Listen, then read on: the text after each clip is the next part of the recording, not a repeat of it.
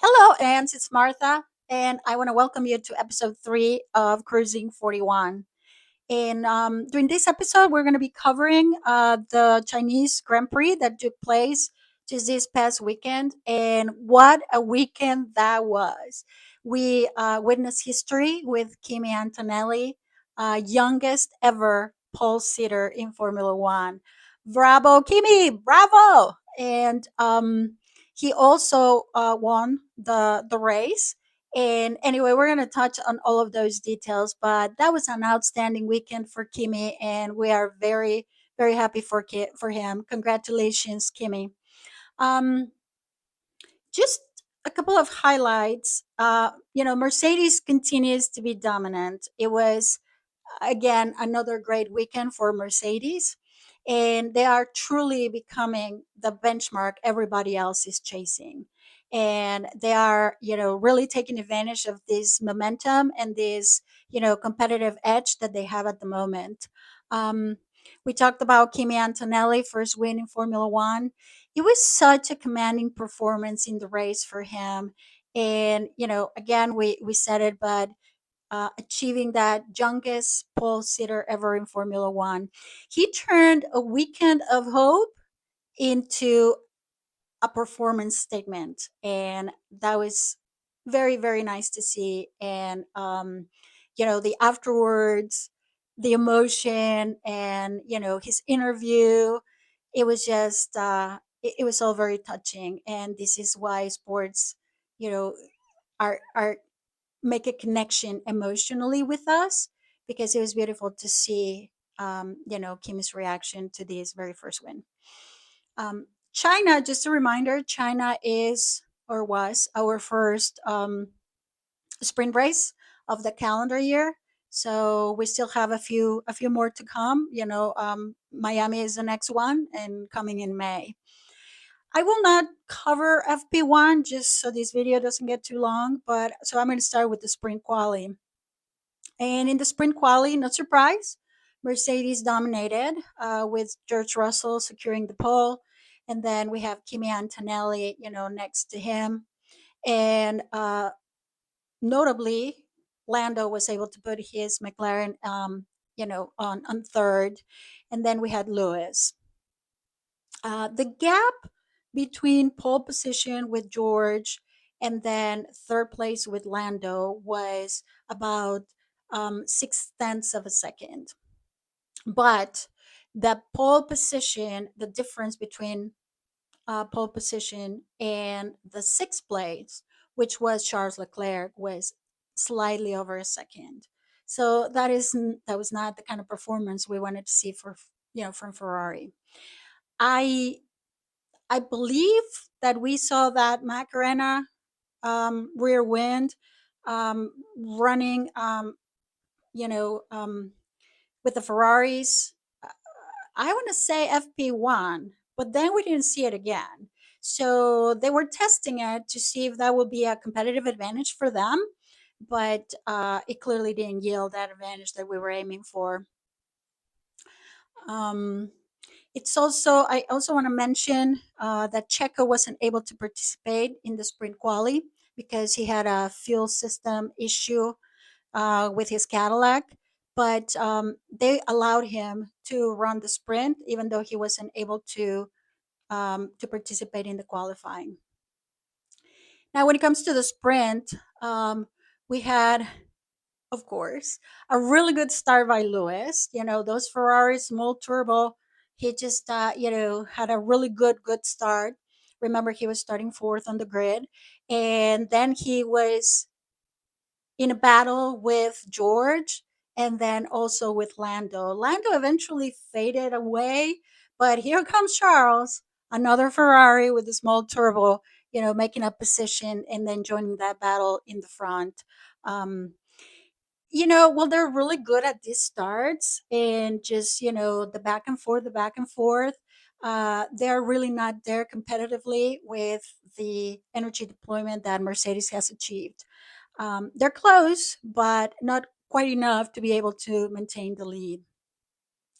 Kimi didn't have a great start, and he was involved in an incident with Isaac Hajar, and that incident unfortunately gave him a 10-second penalty. So kind of like put him even a little bit more behind that what he was already at the start of the race. uh, he, regardless, still had a very, very solid race, and he was making up time and making up position. He finished fifth behind, George, Charles, Lewis, and Lando. Even with that, 10-second penalty that he received for this contact with Isaac. Isaac. It's not Isaac. It's Isaac. Um, Max had a little bit of a difficult start too during the sprint race, and you know, it's Max, so it was a little bit shocking to see. So he lost positions, and then he had to fight all the way back from 13th, but he wasn't able to, to get as far ahead as he would have liked.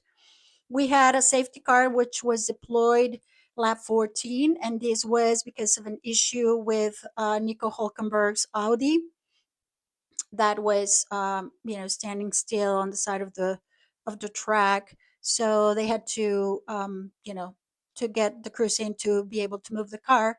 So everybody kind of head to the pits to get into out of those tires that they had and into like fresher tires. And that's when Kimi served his 10-second penalty that he had with that incident with Isaac.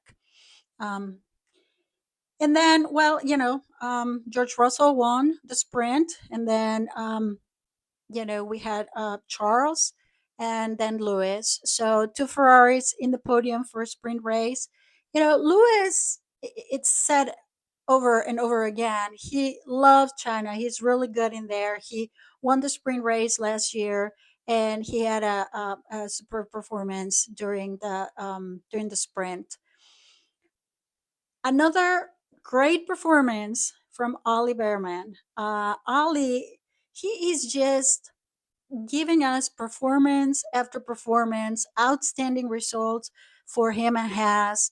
And, he finished eighth. So in the sprint, only the first eight drivers will get points. So he secured the last point of the sprint.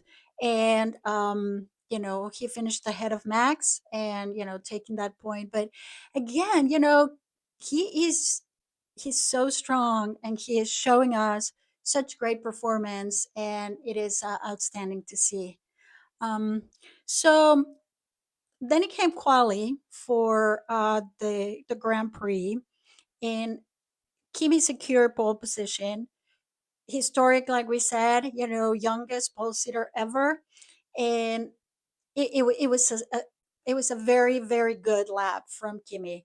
Yeah, granted, I mean, I've heard a lot and read a lot about like, well, George didn't have, had some issues and whatnot, but regardless, it was a very strong, solid quality lap from Kimi.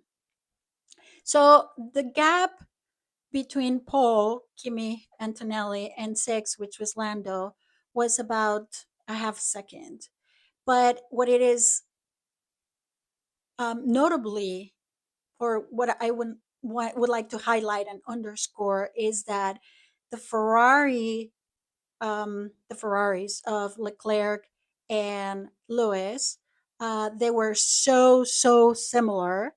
Uh, but Lewis qualified third and Leclerc qualified fourth by one it's 100th of a second, thereabouts. So they were like so close together in that qualifying, which we see also, or we've seen it already in Australia, how close they are, and obviously how competitive they are, and we've seen them kind of like exchange positions, and now like Lewis and Charles, and then they get into different positions on the grid, but they're there.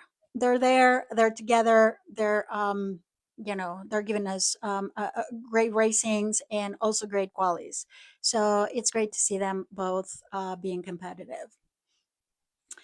Then we go to the race, and the beginning was absolutely chaotic.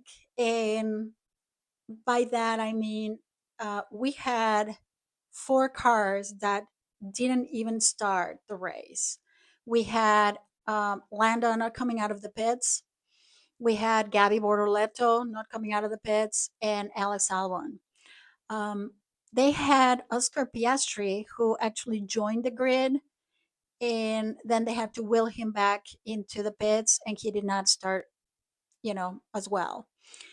It is super unfortunate, the situation for McLaren at the moment, having the two cars not starting the race. But for Oscar, he has not completed one single lap in 2026. So, as just a reminder that during the Australian Grand Prix, he crashed in the reconnaissance lap. He didn't even make it to the grid for the formation lap, so that was very unfortunate. And then he's having an issue with the car, and the two McLarens weren't able to even start. And once again, the story kind of repeats itself. So we have, Lewis with a great start. Now, Kimi did start much better this time around, but again, you have those Ferraris that they just like, are a rocket ship at the start. So Lewis started really well, and he actually led for a couple of laps. But Kimi was able to take the lead back from Lewis on lap three.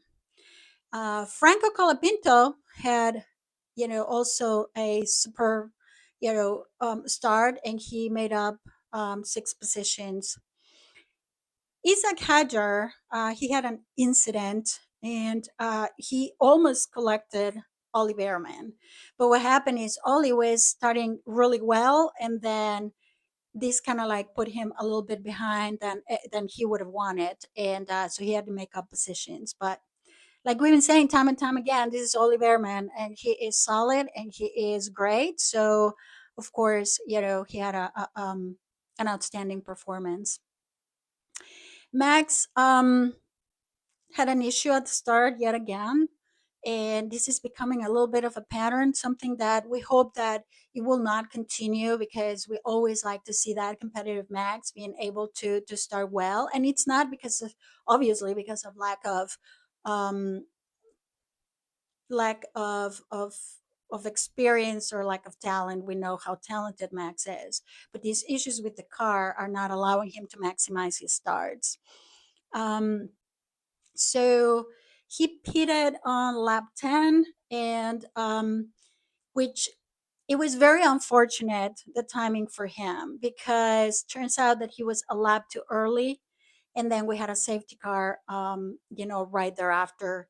He pitted. It was Lance Stroll. He was had an issue with the car, and he had to retire.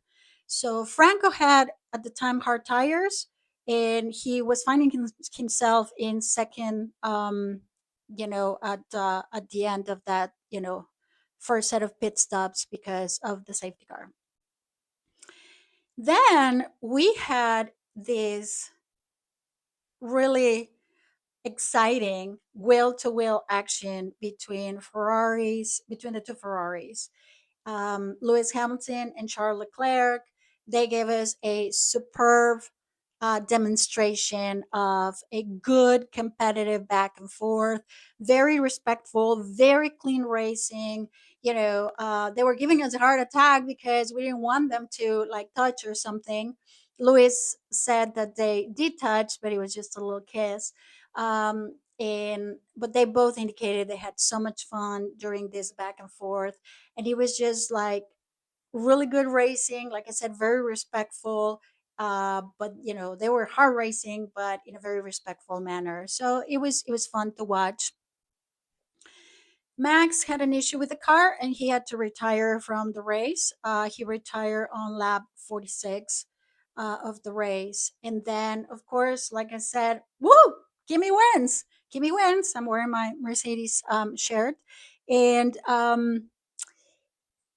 it is not only a big dominant win, and by that I mean, yeah, he was taken over at the beginning by Lewis, So we cannot consider it to be the big shalem, like they call it, because he didn't lead every single lap of the race.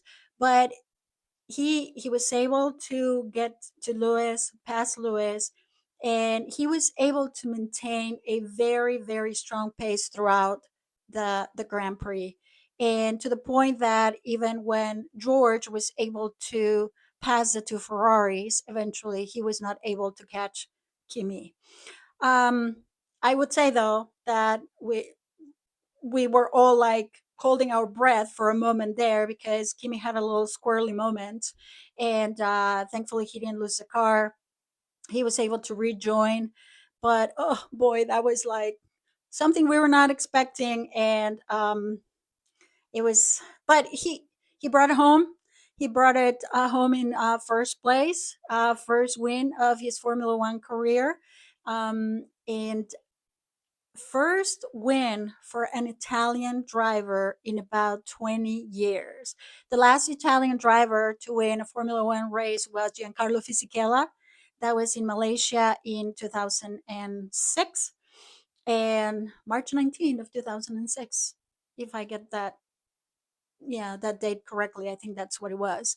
And so what a moment for Kimi, what a moment for Toto, what a moment for Mercedes, and everybody was so happy for him. Why wouldn't we, right? I mean, this is just a kid that it's, and he is a kid. He is like 19 years old, so um, who is just achieved, like he said, his dream. He was very emotional during the interviews. I think it was David Coulthard who interviewed them at the end of the race, and we all cried with him as he was just trying to get his words out. It was so emotional, and yeah, it was a beautiful moment, a beautiful beautiful moment for Kimi, and also seeing Bono up there with him. Um, as he got his trophy in the podium, it was also fantastic. Um, so another other highlights that from the race is first points for Williams, with Carlos finishing ninth. I mentioned that Alex Albon was not even able to start the race, and he Carlos and Franco fought to the last corner of the race because they were trying, they were very close in ninth and 10th. um, Podium also, for Lewis Hamilton, Sir Lewis Hamilton.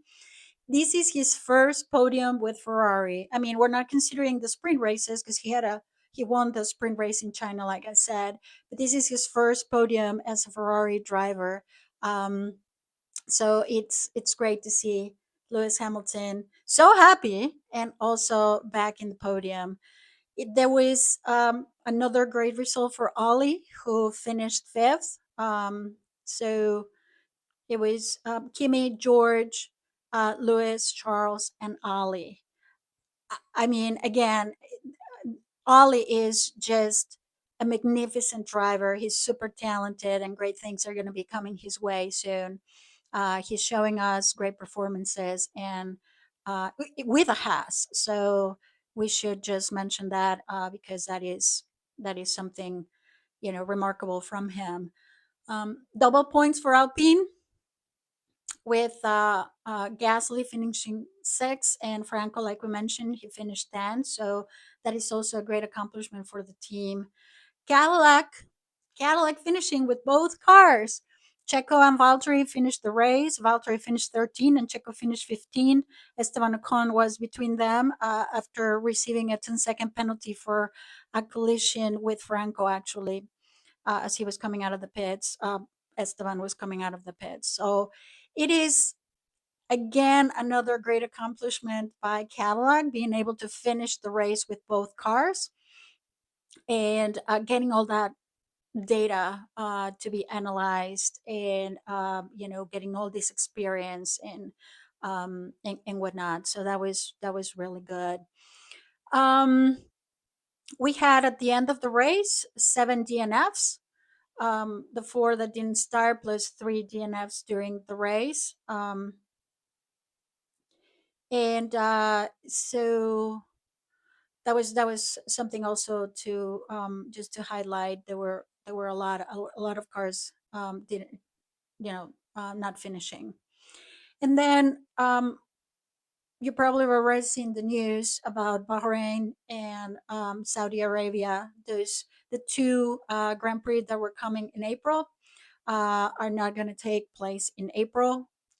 So because of the situation in the Middle East, so we were expecting that that announcement was going to go out, and it indeed go out. So that means that we have Japan coming in 2 weeks time, and then we're going to have a break of about, I think it's 4 weeks before the Miami GP. So um, it will be a great time for all the teams to kind of continue to evolve their overall package and try to get improvements, and to get to try to you know to assess any issues that may have, and then just to continue to bring these improvements into their car for when we go to Miami. But before we go to Miami, we're going to Japan in 2 weeks time. Now, the one thing I want to bring up, and this is just a little bit of an analysis of what's happening after this awesome win from Kimi. So this was not only a powerful performance from Kimi, but it was also a statement of intent. This is one of those moments where he's put the stake in the ground and want that if everything goes smoothly and well, may give him an upper hand from a mental and psychological standpoint over George. So just bear with me, hear me out. So George was coming to this 2026 with everyone saying this is this is the year where or when George Russell is going to be world champion. The rumor was that we found it's true. The rumor was that excuse me, Mercedes had a very dominant car. And obviously, everybody was saying, well, if that is the case, then George Russell is going to be world champion. So he started this championship as the favorite. Um, and he has had a great performance thus far. I'm sorry, dominant race, great qualities, extracting the best of the car, performing super good. But then this weekend, Kimi showed that he also can have outstanding performances. Pole position, solid race, on top as well. Um, so now we have a Kimi that it is not only full of confidence, ton of confidence after this race, with great abilities, great talent, great delivery of the race, um, the pace, and his racecraft. So again, we're not going to be racing for another couple of weeks. So we have a young Kimi Antonelli sitting with all this amazing feeling of I did it, and I can do this. And definitely he can do this. So for George, on the other hand, this mini break, could and I don't know. I mean, I know George is very mature and very level headed, but could he be pondering perhaps if his teammate may actually be a greater competition and a challenger for this championship that he may not have thought of? And I only bring that up because that is a phenomenon I'm seeing in in social media by the fans, but also by other podcasters and people who are um, who talk about Formula One and who commentates on Formula One. Now, all of a sudden, the conversation's starting to be, can Kimi do it? Can Kimi be a challenger to George? And or is George still going to have the upper hand and being able to take this championship with no issues? They're putting Kimi into the conversation now, where at the beginning there was no conversation at all about Kimi.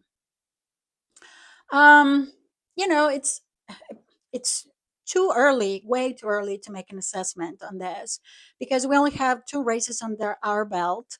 But Kimi is just 4 points behind George at the moment. So if he can carry this momentum and get a result in Japan that is better than wherever George finishes, or even if he gets another win, um, can that perhaps shake George's confidence in this championship title? We don't know, but it's not been unheard of that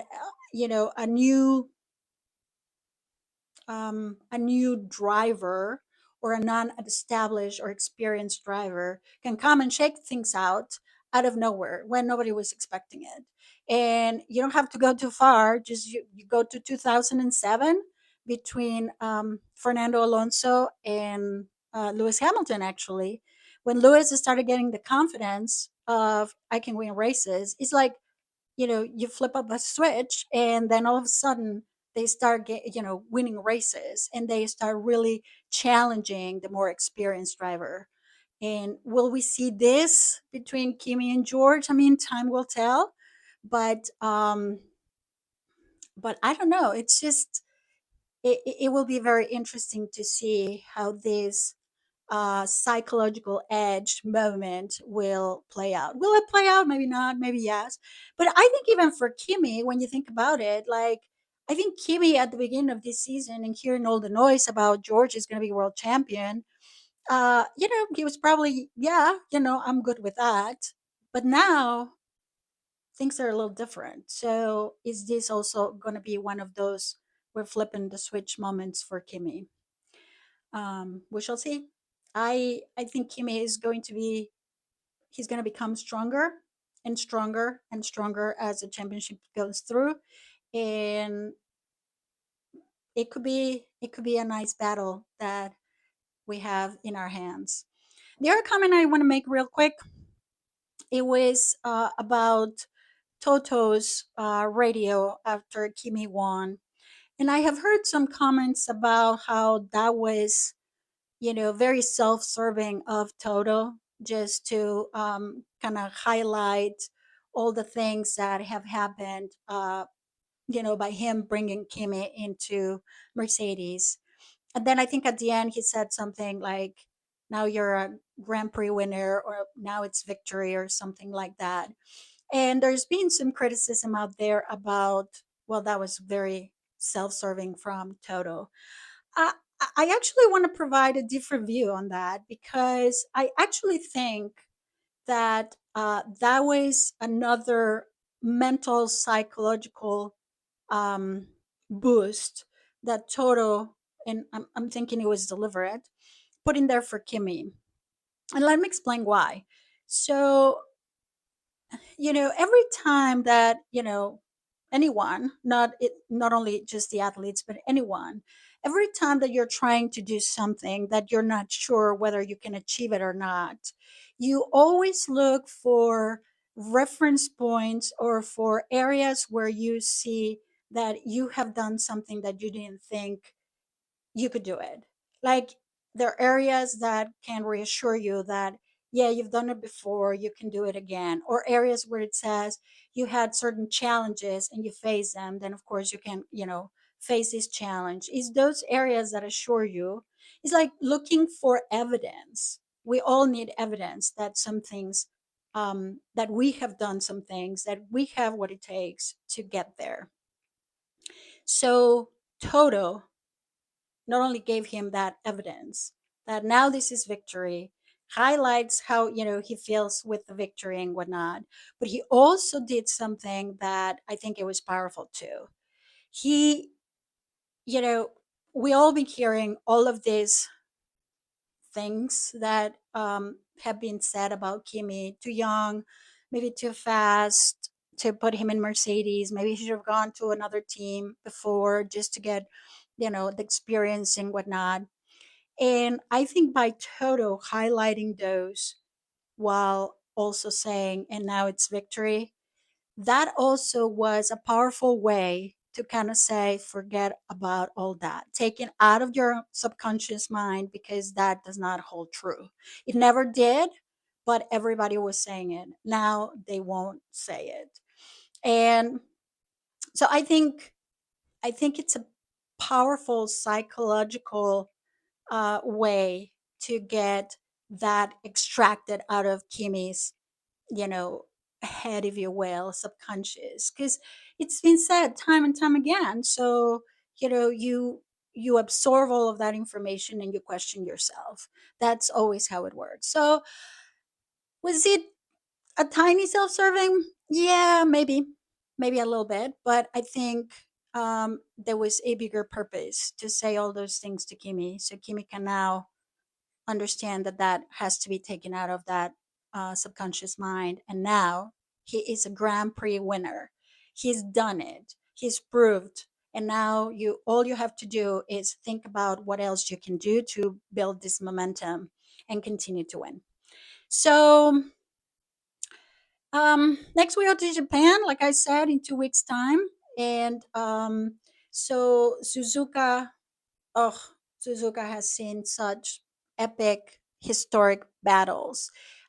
It's a circuit that everybody loves. And it's 53 laps in a 5.807 kilometer circuit. And that's just going to be our last race before this break in April. And then we're going to go to Miami. But it's still hard to make predictions. I know we've seen the Mercedes dominance and the Ferrari kind of like, a little bit behind. But I suspect that,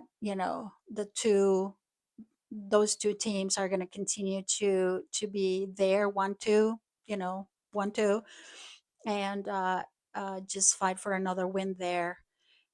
I am curious to see if the reliability issues that we've been seeing time and time again are going to be addressed. And, hopefully we will get the first race where the Aston Martin, they both can finish a race, but it doesn't look very promising. So we shall see. Anyway, so this is my recap of the Chinese Grand Prix. And let me know in the comments what you think. And let me know in the comments if you disagree with me relative to how I see this, psychological warfare starting to shape. Or and then I look forward to the race in Japan in a couple of weeks. And then like the video if you actually liked it.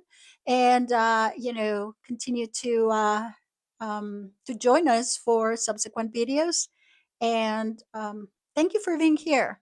And I look forward to talking to you in a couple of weeks' time. Thank you. Bye.